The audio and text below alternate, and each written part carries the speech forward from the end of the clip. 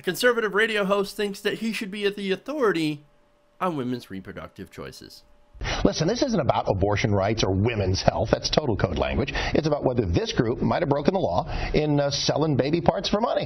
How'd the week work out for you? Actually, I think it's about the war on women. What do Republicans, especially grumpy old guys, care about what women do with their bodies? It's human life. Why can't you leave them alone? Let them make their own decisions. This grumpy old guy believes that those distinct lives in the womb deserve protection. I'm a grumpy old guy. That's a human life. I get a say.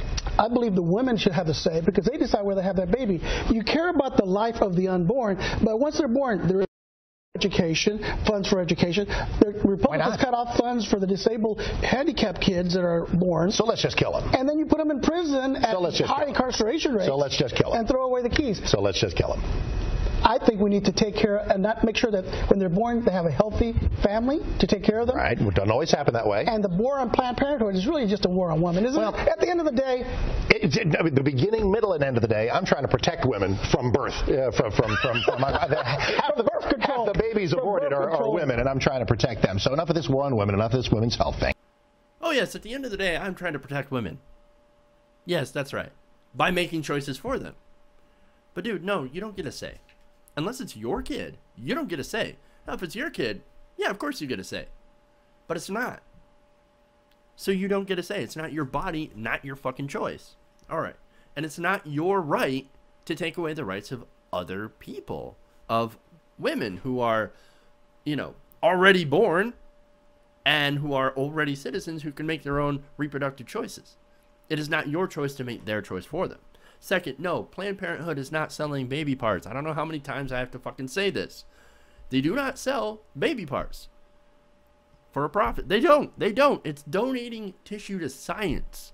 I know. Some people don't believe in science. Of course, I understand that. That doesn't mean, just because you don't believe it, doesn't mean it's fucking true. Okay. Now, speaking of things that aren't true, the Planned Parenthood videos, this whole thing about, this whole narrative that Planned Parenthood is doing something illegal, well, it hasn't been proven. Numerous investigations into Planned Parenthood across the United States, in several different states, and more investigations in the works, a federal investigation, possibly in the works, has not proven, of all the ones that are done, Planned Parenthood hasn't done anything wrong in all these investigations done by Republicans in conservative states. And they've shown, well, Planned Parenthood, we haven't seen any evidence that they were doing anything wrong, anything illegal, which selling baby parts is illegal. And you know what? If they were doing it, their support would evaporate to nothing. You know why? Because we don't think that's right either. But we know that's not what they're doing. This is a distraction. This is the war on women. This is an attempt to destroy reproductive rights and choices for American women. That's why it's bullshit. That's why we're not supporting this, because we know that what you're saying is bullshit. As I said, this is a smear on the part of people who who believe in forced birth. Forced birth, but then taking away things like welfare, as Garcia pointed out. He kind of nailed it when he points out the hypocrisy of some in the pro-life crowd that advocate for the death penalty, unnecessary wars, cutting off welfare programs for disabled children and people, and just children in general.